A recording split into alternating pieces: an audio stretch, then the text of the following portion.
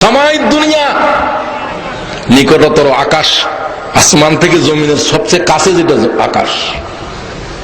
ইয়ানজিলু রাব্বুনা তাবারাকা ওয়া তাআলা কুল্লু লাইলাতিন ইলা সামাই দুনিয়া। প্রত্যেক রাতের শেষ অংশে আল্লাহ তাআলা নিকটতর আকাশ থেকে জমিনের দিকে নাদা করতে লাগে, মান ইয়াসআলুনি ফাউতিয়া লাহু মান ইয়াগফিরুনি ফাগফির লাহু। আল্লাহু আকবার। আমার কাছে চাওয়ার কেউ আছো নাকি? কোনো কিছু চাওয়ার কেউ আছো নাকি? আমি আল্লাহ যা চাইবি তা দেওয়ার জন্য হাজির হয়েছি। কোন দরবারে ঘুরো? তোমার কি হয়েছে? তোমার ইমানের ভিতরে কোন পশা লাগছে? তুমি কি জানো না আল্লাহ ছাড়া কারো কাছে কল্যাণ অকল্যাণ করার এক জর্রা ক্ষমতা নাই? ঠিক কিনা বলো? তুমি কার কাছে যাও? খুব পয়গম্বররা পর্যন্ত কিছু করতে পারবে না, করার জন্য কার হুকুম লাগবে? তো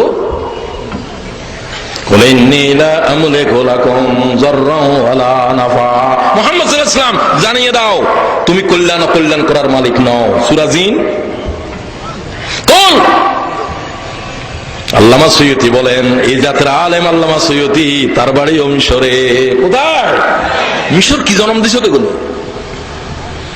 1000-এর মতো কিতাব লিখেছে 18 বছর থেকে 40 বছরের ভিতরে।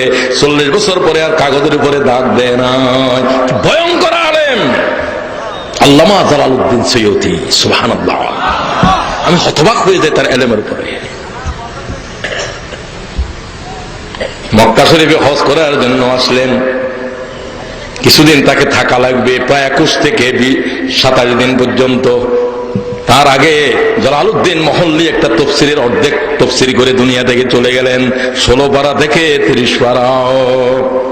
উনি মারা গেলেন, অনেকদিন নাই। আর তফসিরটা করবো কোনে? এত সংক্ষিপ্ত, এত বিউটিফুল, এত জামে মানে, অথচ এত ছোট।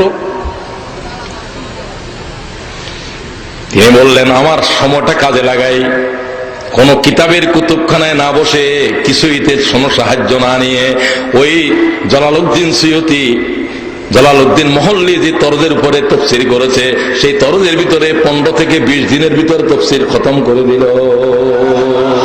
কি জাতের আলেম এগুলো! 15 দিনে খতম করলো। 15 বছরে আজও একটা তফসির আগাগোড়া পড়তেই পারি নাই। ঠিক কিনা? কি ঠিক কিনা বলেন? করবো কি আমরা?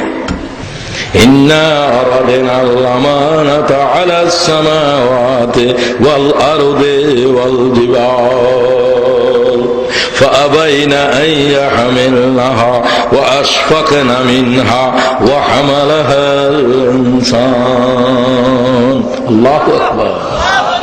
থরথর করে ওঠো আল্লাহর বিশাল আকাশ, আল্লাহর বিশাল সৃষ্টি জমিন, বিশাল সৃষ্টি হিমালয়, বিশাল সৃষ্টি পর্বতগুলো। ও আল্লাহ, এই আমানত আমরা বহন করতে পারবো না। ওয়া হামালাহাল ইনসান। কে নিল এই আমানত? কে নিল এই আমানত? ইনসান এই জিকিরই পড়ে না? সুবহানাল্লাহ, জিকিরের জন্য পাঠাইছে আল্লাহ তাআলা। পড়ো না, এটা পড়লে না কোনো খারাপ তো বলতেছি না, পড়ো। সবচেয়ে তোমার জন্য যে জিকির অবতীর্ণ হলো, তার থেকে তুমি মুখ ফিরে না কেন? ঠিক কিনা বলেন? ও আল্লাহ তাআলা, এই জিকিরকে আমাদের জিন্দেগির উপরে তুই কঠিন ভাবে গালেব করে দে। প্রত্যেকদিন সকালে এই জিকির পড়তে কি আপনারা রাজি আছেন? কে কে রাজি আছে? আল্লাহ প্রত্যেক হাত কবুল কর। এরপরে সুবহানাল্লাহ পড়েন, এর সাথে আলহামদুলিল্লাহ পড়েন, কোনো আপত্তি নাই। আল্লাহ তো এটার নাম ধরে দিয়েছে, ইন্না কুরআনাল ফজর কানা মাশহুদা। আল্লাহু আকবার। কোনদিন কোরআন শরীফ পড়ো নাই? আল্লাহ কি কয় কোরআনে? তুমি কি জিকির শিখাইতেছো? আল্লাহ তাআলা কয়, ইন্না কুরআনাল ফজর কানা মাশহুদা। এই ভোরবেলার কোরআন তোমাদের জন্য সাক্ষ্য হবে কিয়ামতের মাঠে। একদিনও পড়তে চাইলে না, একদিনও পড়ার জন্য রাজি হইল না। আল্লাহ তাআলা প্রত্যেক দিন অন্তত সকাল বেলায় কোরআনের একটা আয়াত বুঝে পড়ার তৌফিক দাও। তাহলে আজকের তাফসীর সফল হবে। আল্লাহ তাআলা আমাকে তৌফিক দাও, ভাইদেরকে তৌফিক দাও, যে সমস্ত বোনেরা আছেন আল্লাহ তাদেরকে তৌফিক দাও। একটাই সমাধান, বাংলাদেশকে কোরআন শরীফের পাঠশালা বানাতে হবে, ঠিক কিনা? একটাই কথা, একটাই কথা আমি আলেম ভাইদেরকে বলতে চাই, সমস্ত আলোচনার কেন্দ্র হবে কোরআন।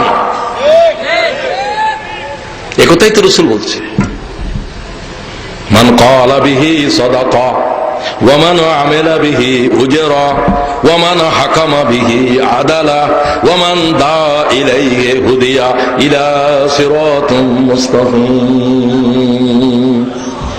ইমাম মুসলিম, ইমাম তিরমিজি হাদিস নিয়েছেন, আলী হাদিসের রাবি, লম্বা হাদিসের শেষ অংশ। যারা এই কোরআন থেকে কথা বলেছে সবচাইতে গ্রহণযোগ্য সত্য কথা তারা বলেছে। কোন কিতাবের তুমি কথা খুঁজবে না, কিতাবের আগেও পৃষ্ঠা নাই, পরেও পৃষ্ঠা নাই, ঠিক কিনা বলো? যাদের কিতাবের থেকে কথা খোঁজ, এগুলো কেউ শুনে নাই। এই সমস্ত কিতাব মজহুল, একটা কিতাবও মারুফ নয়, ঠিক কিনা?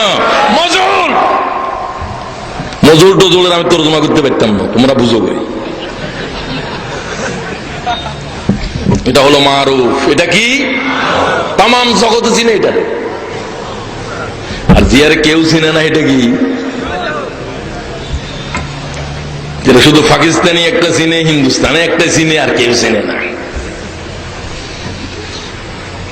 2.5 লক্ষ মসজিদের দেশে এত ভারত থেকে আলেম আনার, পাকিস্তান তো আলেম আনা আনলে কোনো অসুবিধা নাই, আমি কোনো প্রয়োজন আছে মনে করতে পারতেছি না। আনলে আনো গিয়ে তোমার যদি বেশি দরকার হয়, কিন্তু কই একটা কথা ওদের কথা বললো না যে ও আল্লাহর গোলামেরা আল্লাহর কোরআনের বুঝে পড়ো। কোরআন শরীফের কথা যে বলে নাই, আল্লাহ তাআলার পয়গম্বরে কয় যারাই কোরআন থেকে কথা বলছে তারা সবচাইতে সঠিক কথা বলেছে। মান ক্বালা বিহি সাদাকা ওয়া মান আমিলা বিহি উজরা। আল্লাহ তাআলা এই কোরআন শরীফের উপরে যারা আমল করেছে তাদের শুধু আমলের পাল্লার উপরে উঠাবে। সুবহানাল্লাহ। আমলের কোন দলিল নাই, কিচ্ছু নাই। কথা আজানের সাথে রাসূলুল্লাহ সালাম দিলে অসুবিধা কি? কি কয়? দলিল কি? অসুবিধা কি? আমি বলি মাগরিবের নামাজ 3 রাকাত 4 রাকাত পড়লে নামাজে না, অসুবিধা কি? এদের কোন বুখারী শরীফ দলিল ন, কোরআন দলিল ন, দলিল হলো অসুবিধা কি? এটা কি কোন কিতাবের নাম? অসুবিধা কি? আমরা যেমন বলি বুখারীতে আছে, আমি যেমন বলতেছি কোরআনে আছে, তারা কয় একটা কিতাবে আছে, কিতাবের নাম, অসুবিধা কি? কি জাতের জাহেলাতে! নামাজ শেষ হলো তো আমাদের নামাজ, কাজে হুজুর মুনাজাত করে দেন। বলে মুনাজাতের কথা বলার জন্য হুজুর এতক্ষণ পর্যন্ত দোয়া করলো, তুই মুনাজাত, তুই দোয়া বুঝোস নি? কাজে মুনাজাত করলে অসুবিধা কি? একটা দলিল দিয়ে চলতে আছে, এই দলিল দিয়ে কোরআন হাদিস বিজ্ঞানের বন্ধ করে দিছে। দলিল কি? এই জাতের কথা বললে দাঁত যা আছে ফেলে দিবা সোজা, ঠিক কিনা? তার কোরআনে নাই, মুহাম্মদ রাসূলুল্লাহর হাদিসে নাই, অসুবিধা কি? অসুবিধা সুবিধা বোঝার যোগ্যতা আছে? হ্যাঁ, একটু কথা আসতে বলেন। অসুবিধা কি? কোন দলিল নয়। কোন কারো কথা থাকলে কথা বলে আমার সাথে আলোচনার পরে কথা বলবা, একবারে কোনো কথা বলবা খবর হয়ে যাবে। সব আল্লাহ তাআলার বান্দাদের কাছে বলছি। আর পাগল ছাগল এখানে আসো কেন? পাগল ছাগলকে থামায় রাখো, সেদিকে খেয়াল করেন। আমাদেরকে উচিত হবে জীবনের প্রতিটা ক্ষেত্রের জন্য আল্লাহর কিতাব কি বলেছে, মুহাম্মদুর রাসূলুল্লাহ সাল্লাল্লাহু আলাইহি ওয়াসাল্লাম কি করেছে খেয়াল করো। আল্লাহর কোরআন কি বলেছে আর মুহাম্মদুর রাসূলুল্লাহ কি করেছে, এই হলো দলিল, এই হলো। ইয়া আইয়ুহান নাস ক্বাদ জাআকুম বুরহান। এই মানব গোষ্ঠী, শুধু মুসলমান নয়, আইয়ুহান নাসের ভিতরে সমগ্র মানব গোষ্ঠী আছে না নাই? তুমি আছো, ও আছে, সব আছে। ক্বাদ জাআকুম বুরহান। এই পৃথিবীর মানব মণ্ডলী, কিয়ামত পর্যন্ত পৃথিবীর মানব জাতি যারা এসেছো, শোনো, তোমাদের জন্য আল্লাহর পক্ষ থেকে অকাট্য দলিল মুহাম্মদ এসে গেছে। সুবহানাল্লাহ। অকাট্য দলিলের নাম কি? মুহাম্মদ সাল্লাল্লাহু। সবকিছু আল্লাহর পয়গম্বরকে দলিল বুঝতে হবে। মুহাম্মদই হচ্ছে জীবন্ত কোরআন, ঠিক কিনা? এই কিতাবকে অনেকে বুঝবে না। মুহাম্মদের হায়াত হচ্ছে সম্পূর্ণ জীবন্ত কোরআনের নাম। সুবহানাল্লাহ। কানা খলকহুল কোরআন। মা আয়েশা বলেন, হযরত উম্মে সালমা বলেন, শুধু কোরআন নয়, ওই কোরআন ইয়ামশি আলাল আরদ, যে কোরআন জমিনের উপরে বিচরণ করতেছে। সুবহানাল্লাহ। এত বড় দলিল তাকাইলেও না কোনদিন, যার জীবনের সমস্ত কথা হাদিসের ভিতরে অকাট্য দলিলে আছে, আছে না নাই? কথাটা সত্য না মিথ্যা? শোনো, হাদিসের সনদ বিশ্লেষণ করার জন্য 1 লক্ষ মানুষের জীবন, এরা জীবনে মিথ্যা বলছে কিনা, এরা জীবনের ভিতরে কোনো ফাসিকি কাজ করছে কিনা, এদের জীবন পর্যন্ত রেকর্ড করা হয়েছে, ঠিক কিনা বলো? ডক্টর স্পেংলার, ব্রিটিশ চিন্তানায়ক, সে বলছে কি আশ্চর্য, মুসলমানদের পয়গম্বর মুহাম্মদের কথাগুলোকে যাচাই করার জন্য 1 লক্ষ মানুষের জীবন যাচাই করা হয়েছে। কোন মানবের জীবন ইতিহাসে নেই। আসমাউর রিজাল, কি অকাট্য দলিল! এত বড় জীবন্ত দলিল হাদিসে আছে না নাই? ইমাম তিরমিজি বলেন, যার ঘরের ভিতরে 1 খণ্ড তিরমিজি শরীফ আছে, সে মনে করতে পারে তার ঘরের ভিতরে জীবন্ত মুহাম্মদ কথা বলতেছে। সুতরাং আসুন, আপনাদেরকে, আমাদেরকে, সব ভাইকে বলতে চাই, আমাদের সকলের জন্য একমাত্র দলিল আল্লাহর কিতাব মুহাম্মদুর রাসূলুল্লাহ সাল্লাল্লাহু আলাইহি ওয়াসাল্লাম। আর সব কিছুর উপরে কথা আছে। আমি একটা কথা বললাম, এটা বিনা দলিলে গ্রহণ করা যাবে না, ঠিক কিনা? ওই দলিলে যাচাই করতে হবে। এই ক্ষেত্রে সবচেয়ে সুন্দর কথা বলেছেন ইমাম আজম আবু হানিফা, আল্লাহ রহম কর আবু হানিফা। সব তো আমরা হানাফি মুযাবের লোক বলি। জাল হাদিস আনিন নবী সাল্লাল্লাহু তাআলা আলাইহি ওয়াসাল্লাম ফালাল আইন ওয়ার রাস ক্বাল আবু হানিফা। আমার কাছে যদি রাসূল করিম সাল্লাল্লাহু তাআলা আলাইহি ওয়াসাল্লামের বিশুদ্ধ কোন হাদিস আসে, আমি কথা ছাড়া, প্রতিবাদ ছাড়া সে কথাকে, আল্লাহর পয়গম্বরের বক্তব্যকে, হাদিসে রাসূলকে মাথার উপর, চোখের উপরে নেব।